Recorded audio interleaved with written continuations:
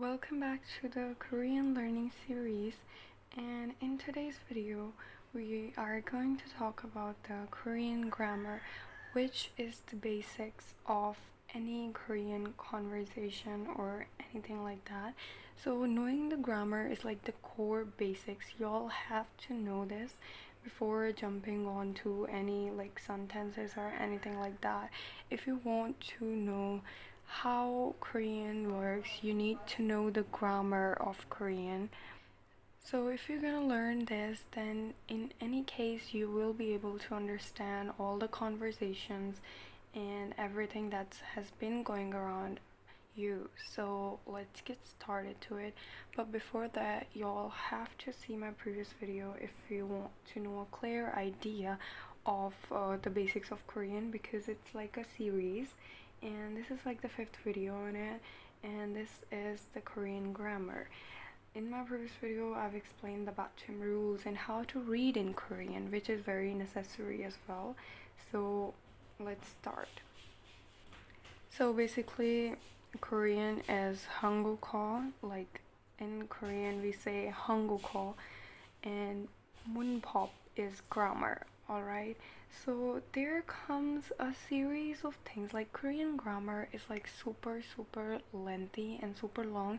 There are almost 400 to 500 pages of textbooks on Korean grammar, but they're like very complex, idiomatic, and all that things are in there. Like it's very deep, so we will not go in depth because like we have to know the basics, the everyday. Like 80% of the Korean native speakers speak in that way, so it's like just the 20% of the Korean grammar which is used in everyday life, so we need to get to that point. So the basic things that are in Korean grammar are, first of all, number one we have is sentence basics, that we need to know how Korean sentences are formed, like the word order, subject, object, predicate, and the sentence types like the statement, question, command, or suggestion, or anything like that. So this is like I'm giving you an outline of Korean grammar, that what are the things involved or present in Korean grammar. So the first one is sentence basics, then we have parts of speech. Now parts of speech are pumsa, and they are like noun, pronouns, numbers, counters, verbs that are action and descriptive verbs, adjectives, technically verbs in Korean, adjectives are like verbs in Korean. Then we have adverbs, conjunctions and interjunctions, and then particles play a very huge and a very vital role in Korean, because whenever you see or you read any Korean word or sentence, you will always see the particle. The tiny particles are like the core of Korean. Like they are present everywhere, like every single thing. There comes a particle in every single word, in every single sentence. So the particles are very important, and I will make a really explained video on particles as well. So yeah. Then number three. So basically, in verb conjugation, they are like hwaryong, and it has verb stem, politeness levels, and tense markers and aspects. So basically, politeness levels are like, they're in English, you just say you to everyone, even if it's like formal or informal. But in Korean, there comes a certain politeness levels. There are certain things that are present in the grammar that you have to put whenever you're talking casually with friends, or whenever you're talking with your boss, or like an upper level or senior person. So it's like that. Then we have the tense markers, basically the past, present, and future. There are markers that identify a word or a sentence as it's a past, present, or future tense. So yeah. Then we have aspects that are progressive and completed action. Alright. Then we have the most important thing, that are honorifics.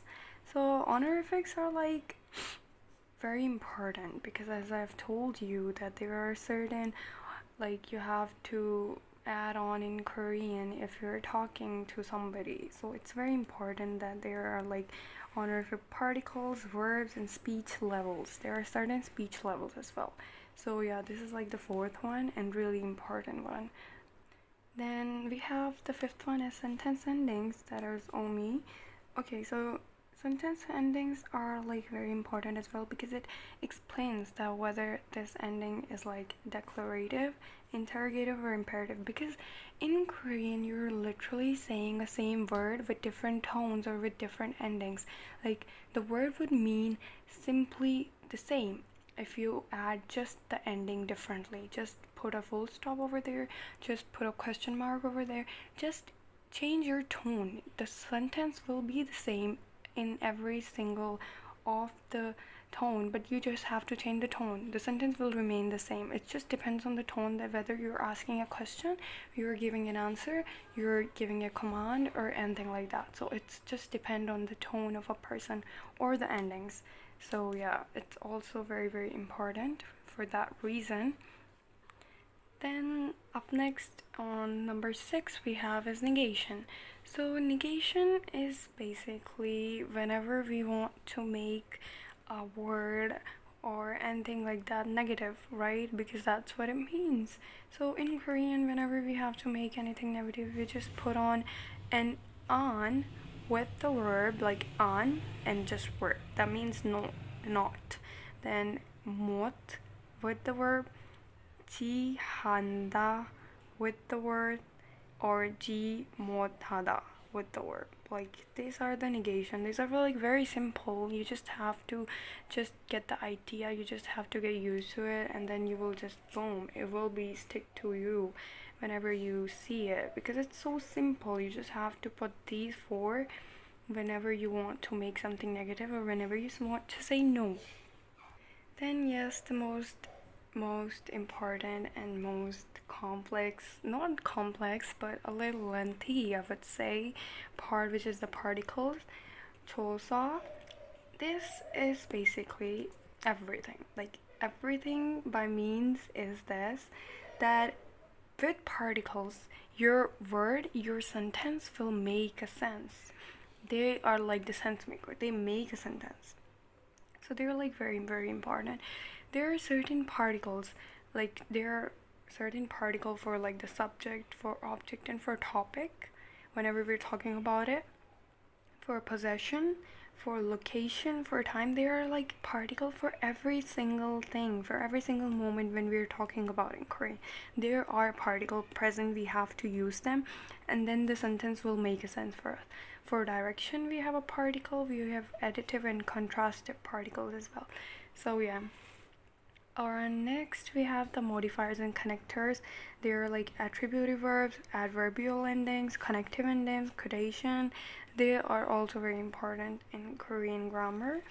But we will just go with the basics, not with the depth or more complexity. We just will go to the basic because that's what is used in the everyday conversation and in the basic grammar. Even native speakers also don't go in depth much in like, with the grammar because it's so lengthy. They just go with the everyday grammar that is like the 20% of the whole Korean grammar, and that is very important. And whenever we are like using it for academically, the more than 20% of the Korean grammar is used because that is more depth and complex and idiomatic. That's why in academic things it is used much, but in everyday conversation and everyday life we don't use much complex grammar. It's just the basics that every person knows. So I won't go in much depth. I'm just giving you an outline of it, and I will just talk about or explain the basic Korean grammar that every native speaker, every fluent speaker uses. So yeah. Then we have complex grammar patterns that are the intention, cause, reason, contrast, conditional, passive verbs, and causative verbs. So yeah, these are like the little complex, but we will just go with those which are used much. Alright. Okay, so up last we have the special structure, which are the comparisons. Emphasis, whenever we want to put emphasis, there are certain things we need to keep in mind. There are certain things we need to use the particles and all that. So this is like special structures, time expression, and reporting speech. So that's it. This was all the outline. So we're done with the outline. Now we will go to the section number 1, which is basically the sentence building. Like the first section of Korean grammar is basically the sentence building. Okay, so 1 is basically in Sino-Korean it's il, and kwa is basically lesson. So number 1 is basically sentence building. Then we will see the word order. Okay, so now this is very important. Subject, object, and verb. This is the order of Korean sentences. Like whenever you see a sentence or whenever you want to make a sentence, you just have to follow this order, which is first you follow the subject, then the object, and then the verb. So we will see examples over here. So this is like subject, 저는. So basically 저 is I, and 는 is the subject or topic marker. 파프, like pop is basically rice, so this is the object and this is object marker. 먹어요, 먹어요, 먹다. 먹 is basically right or eat, sorry. It's basically eat, like 먹다 is to eat. So 먹어요. 저는 밥을 먹어요. So it's like I eat rice. So this is the word order or sentence structure. Subject, object, and verb. That's it. It's so simple, like really simple. Now another example you see over here. 나는 커피를 마셔요. So basically 나 is I, 는 is the topic marker, 커피 is like coffee, and 를 is like the object marker. 마셔요 is 마시다 is basically to drink. So it's like I drink coffee. So subject, object, verb. That's it.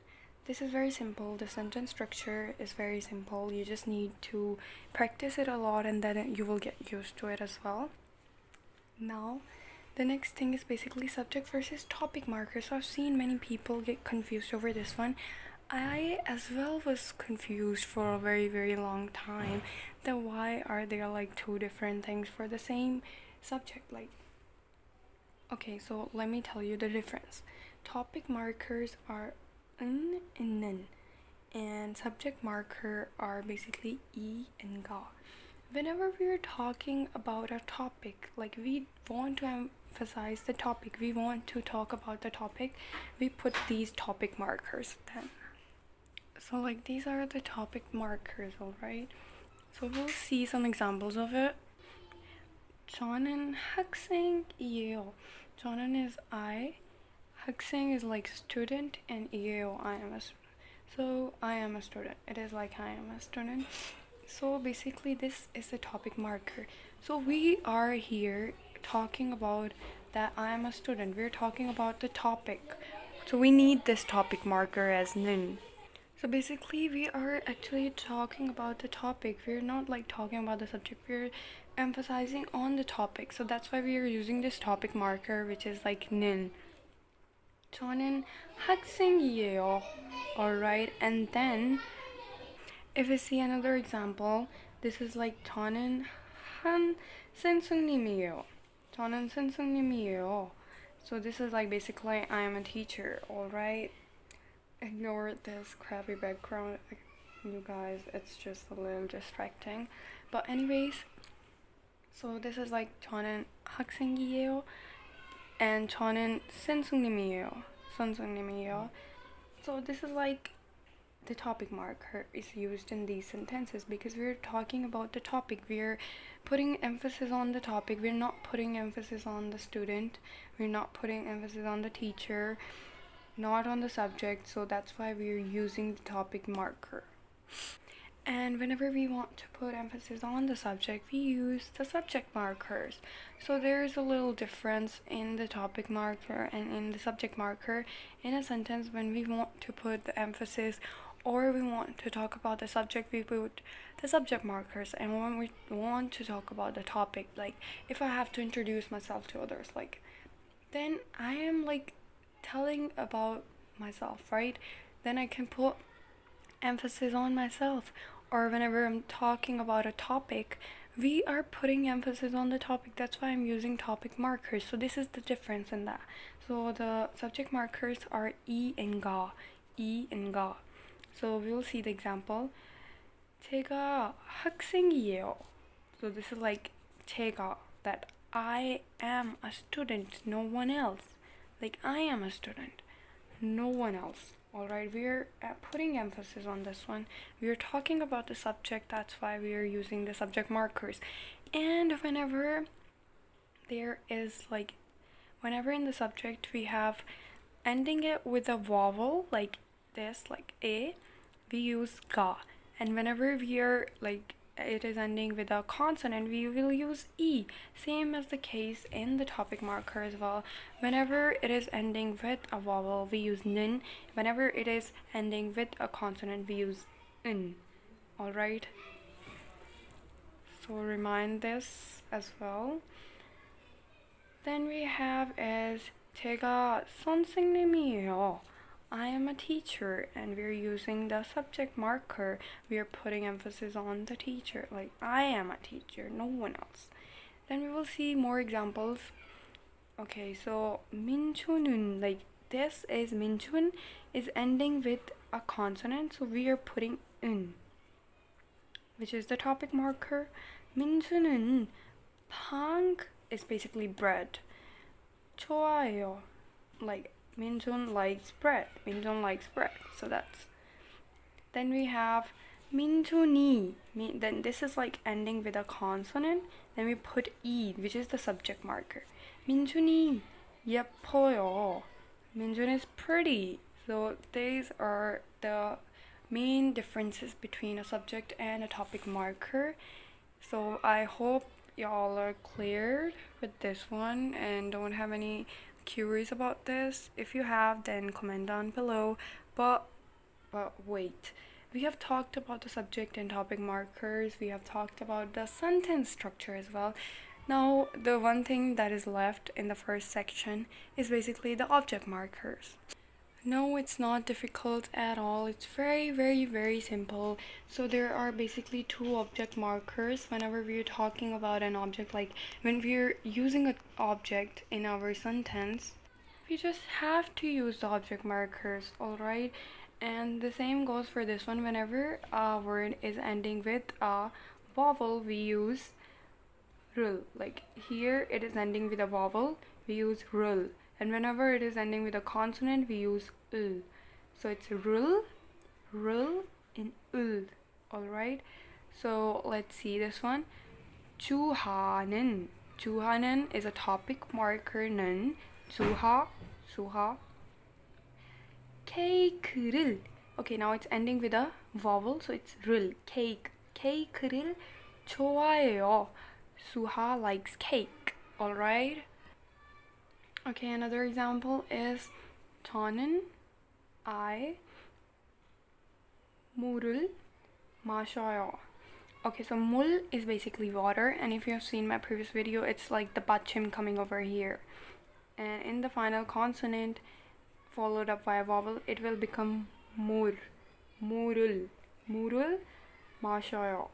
So I drink water. So it's the subject marker, and because it is ending with a consonant, we will use ul, not rul. Alright, I hope this is all clear, and I am literally going to make a whole series of this grammar as well, because the grammar is super long, but I will just tell you guys and explain you guys the basic grammar, which will be very helpful for you guys, because that basic grammar is used in everyday conversation and in everyday life. So stay tuned for that. A whole series of grammar is coming up. So like we have to go step by step. We cannot like push ourselves to the limit that we will just do it in one day. Nobody gets fluent in any one day. So I am here for you guys to help you out to learn Korean very super easily, that in a few days you will see your progress as well. So this was the section 1 we have completed today of the Korean grammar, and I will see you guys in my next one. So take care and bye.